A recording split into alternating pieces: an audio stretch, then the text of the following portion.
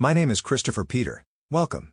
The hardest thing a person might have to do is make a tough decision where he or she knows that a negative consequence will occur to someone they consider a friend, a family member, a person they consider family, or a person that they feel is a genuinely good person. But that is the situation some people have the professional responsibility to navigate.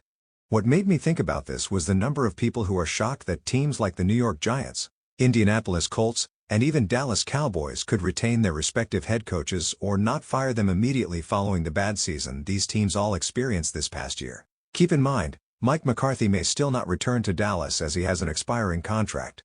From the possible perspective of the people running these teams, they may like the coaches as people and like the way they handle the people that work for their respective organizations. Will they like them as people if next season is far worse than this past season was? At some point, the outcomes for the other people in the building should become an important factor for consideration.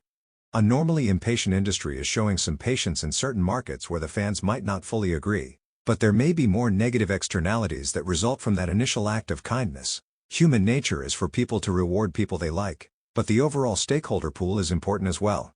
We expect people to put out to pasture people they know, care about, and have relationships with to appease the anonymous masses who are a mix of die-hard supporters, casual observers, and social media crowd that are important to the financial viability of the organization. Just in that moment, you have to set aside what you feel about that person for what is best to keep those anonymous masses still attracted to the team, which is the right thing to do. But it is weird when you really think about it. At the end of the day, performance should matter. The results that you deliver to advance the interests of your organization matter. How you contribute to the stability of stakeholders and their economic ecosystems matter. Therefore, the individual interests are set aside for the greater good. That is what the idea really is, right? Not human nature. For people having to make those tough decisions, the path of least resistance is to play the greater good card. If I do not terminate this engagement, then I may lead to more people getting terminated when the same poor performance continues. And this is really a challenge when there is some form of constraint. For instance, there really can only be one head coach. If you keep this person as a head coach, then you miss out on this candidate and you will experience economic opportunity loss. For many fields, there is somewhat less impact for giving a second chance. Sure, others may have to pick up the slack. Or the performance can blend in with the others. When there are constraints like a head coach, a chief executive, or head of state, the results can be quite clear and unable to hide from a bad decision. Or delay the inevitable.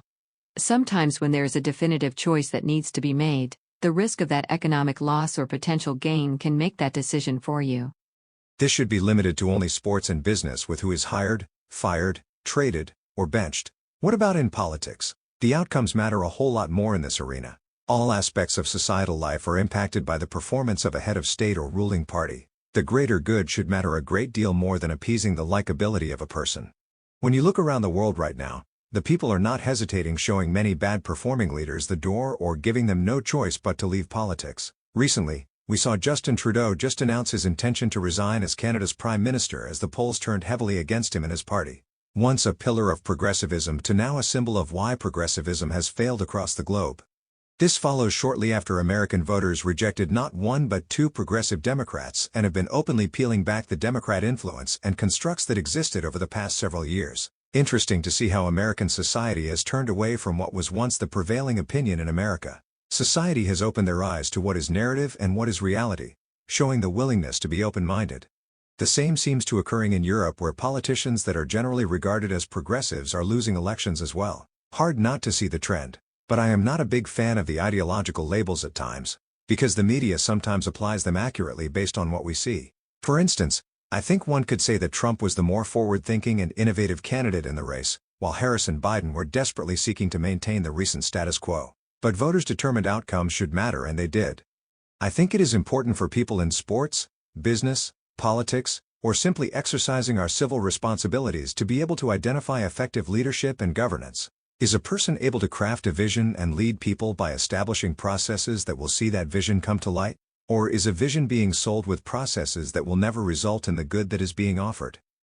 I believe that many people in Canada, the United States, previously in Mexico, and other places are not liking the outcomes or results they are seeing and making choices to enact the changes they believe should be made. For many politicians who win based on likability or style more than substance, The actual conditions of society and the respective economies matter more than ever before. I do think people are starting to look at politics differently and thinking a bit more critically than in the past. We are starting to see the outrage from the public when a party talks about the middle or working class or corporate greed, then enacts political greed with policies like we see in New York with congestion pricing. All too often do we get enamored with political candidates or celebrity executives and somewhat blindly champion their causes and brands. Only later, we experience cognitive dissonance when we realize they were not the effective leaders we believed them to be. Like when the Eagles hired Chip Kelly and fans saw a talented roster descend into mediocrity. Results should matter. Behaviors matter. And accountability matters. Being supportive of your employees is important. But they must continue to produce and show improvement to warrant extensions of that support. Or it is just time wasted on the wrong undeserving person. A big thank you to all of you in the audience. Your viewership is appreciated and valued. The Christopher Peter Review is made up of the series by Christopher Peter and the Christopher Peter Review. Please continue to visit www.crcreview.com for more. Or subscribe on YouTube or YouTube Music. Thank you again and talk to you next time.